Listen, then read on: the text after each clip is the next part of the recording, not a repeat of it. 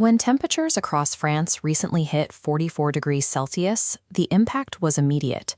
Public Health France reported around 1,000 excess deaths in just 1 week, a reminder that Europe's historical infrastructure was never designed for this level of thermal stress.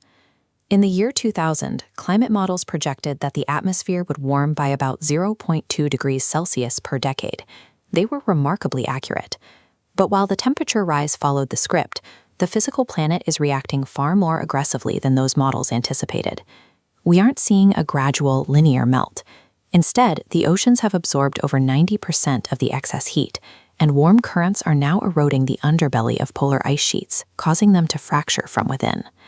The collapse of the Larsen A and B ice shelves in Antarctica showed that these massive structural disintegrations don't take centuries. They can happen in a matter of weeks. This physical acceleration is creating a predictable public health crisis. Heat-related deaths are on track to increase by 370% by mid-century. And because adaptation is expensive, over 90% of those deaths are projected to occur in low- and middle-income nations. This brings us to a threshold known as peak water. Glaciers function as Earth's natural water towers, storing winter snow and releasing it slowly to feed major river systems during dry seasons. This chart maps river flow over time. It shows that rivers fed by the Himalayas and the Andes currently hold more water than they have in the past, but only because the glaciers are melting at an exponential rate. Once these glaciers shrink past a critical mass, that runoff will hit a precipitous decline. By 2030, the United Nations warns that global freshwater demand will exceed supply by 40%. As these natural water towers fail, humanity is racing to build artificial ones. This creates a divide between regions that can afford to construct large-scale desalination infrastructure and those that cannot. Wealthy coastal nations and Gulf states are already retiring old oil-burning distillation plants. They are replacing them with a new generation of high-efficiency, membrane-based mega-infrastructure. Researchers have developed a chemical-free solar system using lasers to etch microscopic grooves onto metal panels. The metal absorbs sunlight to evaporate water instantly, while a fluid dynamics phenomenon called the coffee ring effect pushes the salt crystals away from the evaporation zone to prevent clogging. In California, districts are testing modular pods lowered deep into ocean trenches.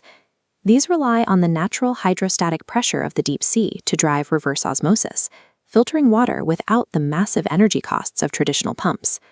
Most desalination produces a toxic, hyper-salty brine that can suffocate marine life.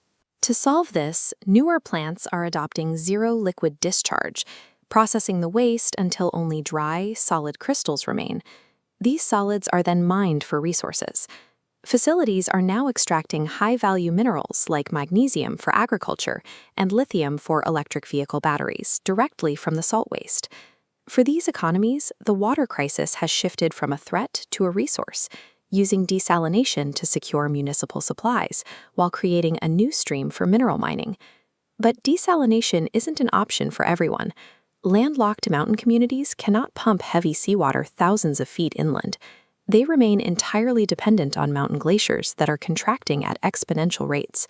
In these regions, water scarcity often becomes a national security issue as governments begin to treat transboundary rivers as geopolitical leverage.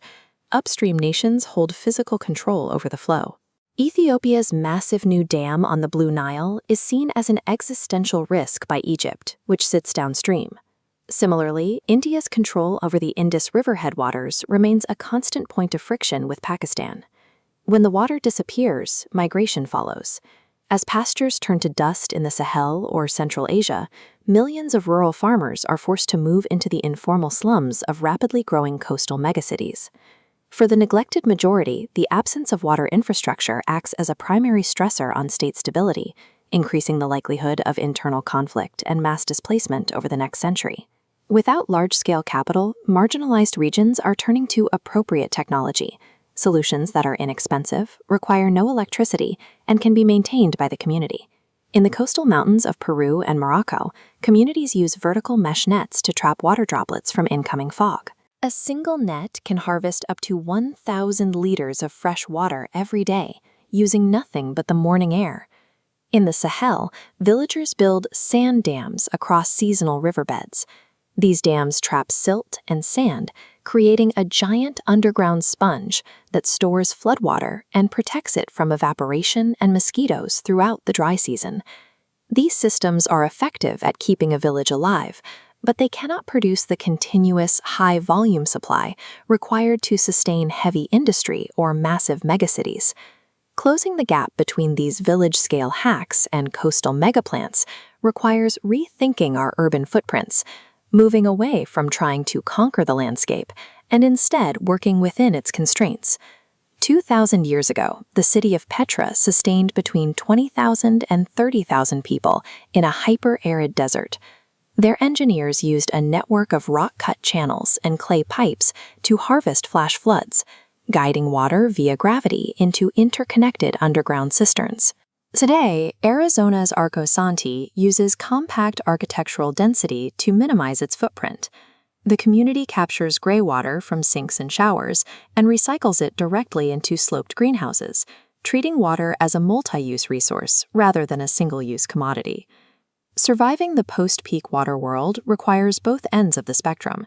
We need the brute force volume provided by zero liquid discharge desalination, but we must also embed these passive, hyper-efficient systems into our urban design to reduce the total load on our failing natural resources.